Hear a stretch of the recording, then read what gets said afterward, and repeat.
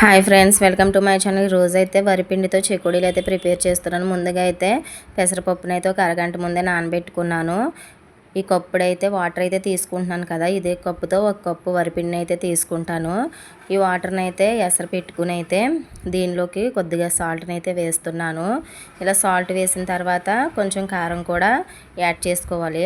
అలాగే దీనిలోనే కొంచెం కడుపు నొప్పి సోడా కూడా యాడ్ చేస్తున్నాను. ఇలా యాడ్ చేసిన తర్వాత దీనిలో కలర్ కోసం అయితే కొద్దిగా పసుపును కూడా యాడ్ చేసుకోవాలి.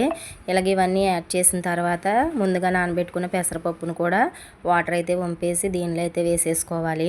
ఇది ఇలాగా కొంచెం మరిగేటప్పుడు అయితే మనం జల్లించి పక్కన పెట్టుకున్న వరిపిండిని అయితే వాటర్ వేసుకున్న బౌల్తోనైతే ఒక బౌలు వరిపిండిని అయితే దీనిలో అయితే వేసుకోవాలి. ఇలా అయితే ఇవన్నీ కలిసి ఇలా బాగా కలుపుకోవాలి. ఇప్పుడైతే ఇది మరిగేటప్పుడు కొంచెం నెయ్యిని కూడా యాడ్ చేస్తున్నాను. ఈ నెయ్యిని యాడ్ చేసిన తర్వాత అయితే మళ్ళీ నెయ్యి కరిగేంత వరకు బాగా కలుపుకోవాలి. కలుపుకున్న తర్వాత ఇది మరిగేటప్పుడు అయితే వరిపిండిని అయితే వేస్తాను ఫ్రెండ్స్. ఇవైతే చెక్కలో టేస్ట్ అయితే వస్తాయి, కానీ చెకోడీలు అయితే బాగుంటాయి. ఇలా అయితే బాగా కలుపుకోవాలి ఈ నెయ్యి కరిగేంత వరకు. నెయ్యి కరిగిపోయింది కదా, ఇప్పుడైతే మరుగుతుంది కూడా వాటరు. ఇప్పుడైతే వరిపిండిని అయితే దీనిలో అయితే వేసుకుంటూ అయితే బాగా కలుపుకోవాలి. ఇలా అయితే కలుపుకుంటూ ఈ వాటర్కి వరిపిండికి అయితే సరిపోతుంది. కొంచెం పొడి పొడిగా ఉన్నా కానీ కొంచెం చల్లారిన తర్వాత చేతితో అయితే కలుపుకుంటే ఇదైతే చపాతీ ముద్దలాగా అయితే వచ్చేస్తుంది. ఇలా అయితే ముందు వేడి మీద అయితే గరిటతో అయితే కలుపుతున్నాను కదా.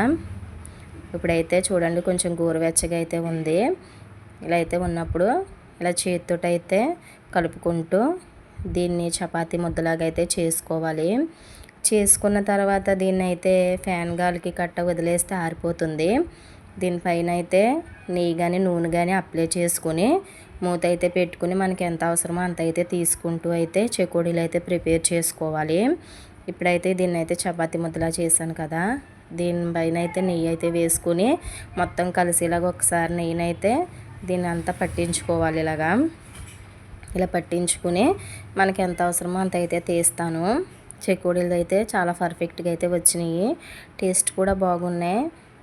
అచ్చం చెక్కలు అయితే వరిపిండి చెక్కల టేస్ట్ ఎలా ఉంటుందో అలా అయితే ఉన్నాయి. చూడండి ఇలాగా ఉండలాగా అయితే రౌండ్ బాల్ లాగా అయితే చుట్టుకున్న తర్వాత దీన్ని అయితే చాపింగ్ బోర్డు ఉంటుంది కదా, దానిపైన అయితే ఇలా అయితే రోల్ చేసుకున్న తర్వాత మీకైతే చూపిస్తాను. చూడండి షేప్ అయితే చాలా పర్ఫెక్ట్గా అయితే వచ్చినవి చెకోడీలు. దీన్ని అయితే ఇలా చెకోడీ షేప్లో అయితే చుట్టుకుంటే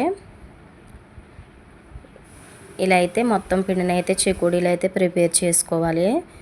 నేనైతే ఇలా అయితే ప్రిపేర్ చేశాను కదా, ఇప్పుడైతే ఆయిల్ అయితే పెట్టుకుంటున్నాను ఈ ఫ్రై చేయడానికి. ఆయిల్ హీట్ అయిన తర్వాత అయితే మనమైతే ఇప్పుడు ఆ చెకోడీలను అయితే దీనిలో అయితే వేసుకోవచ్చు. ఆయిల్ అయితే హీట్ అయిపోయింది. ఇప్పుడైతే వీటిని అయితే ఇలా తీసుకుని అయితే వేస్తున్నాను ఆయిల్లో. ఇవి బాగా ఫ్రై చేసుకోవాలి. కొంచెం కలర్ మారుతుంది అనేటప్పటికైతే తీసేసుకోవాలి, లేకపోతే కనుక మాడిపోతున్నాయి. ఇలా అయితే ఫ్రై చేసేసుకున్నానండి. పిల్లలకి సాయంత్రం స్కూల్ నుంచి వచ్చిన తర్వాత స్నాక్స్కి అయితే బాగుంటాయి ఇవి. ఇలా అయితే ఫ్రై చేసుకున్న తర్వాత చెకోడీలు అయితే ఈ విధంగా అయితే వచ్చినాయి.